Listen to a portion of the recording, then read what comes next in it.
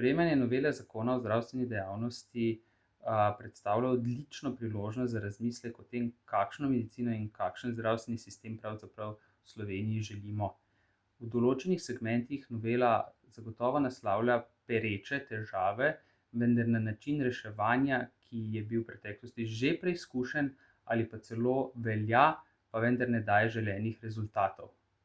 Sam delam na urgenci, kjer iz prve roke lahko spremljam vse spremembe v zdravstvenem sistemu. In te težave so številne, od pomanjkanja kadra do slabega vzdušja, neustreznejšega vrednotenja kompleksnejše medicine. In leta 2025 ob odprtih mejah, tako v glavi kot v državi, ne moremo pričakovati, da bomo z represijo dosegli rešitev teh težav. V neki odprti znanosti je omejevanje pretoka znanja in veščin zelo težko razumljivo. Vsi si želimo kvalitetno oskrbo, tako odstranitev recimo uraščenega nohta ali pa reanimacijo ali pa zahteven nevrokirurški poseg. Tiste, ki delajo v javnih zdravstvenih ustanovah, še posebej v terciarnih, bi bilo k temu treba spodbuditi, ne pa omejevati njihovo delo, ki ga, ko opravijo neko svojo dolžnost v zavodu.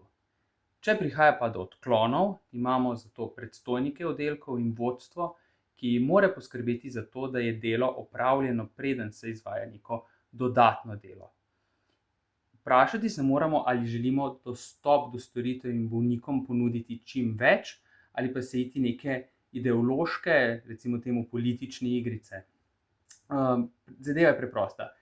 Pacientom moramo ponuditi čim lažji dostop do storitev, seveda bo vedno nekdo ob tem tudi zaslužil, ampak boriti se moramo, da bo ta storitev dostopna vsem. In v zdravstvu obstajajo številne nenaslovljene teme. Mladim je treba dati perspektivno delovno mesto, tega javno zdravstvo trenutno na žalost ne nudi. Poskrbeti je treba za ustrezne možnosti izobraževanj, kulturo varnosti v ustanovi, perspektivno napredovanje, razvijanje, raziskovalno delo. Ljudje pa raje odhajajo v zasebni sektor delati preproste posege, kot pa da bi ostali v javnem sistemu, kjer bi lahko delali najbolj moderno, najbolj zahtevno in najbolj up-to-date medicino. In če se vprašamo, zakaj, je odgovor zelo preprost.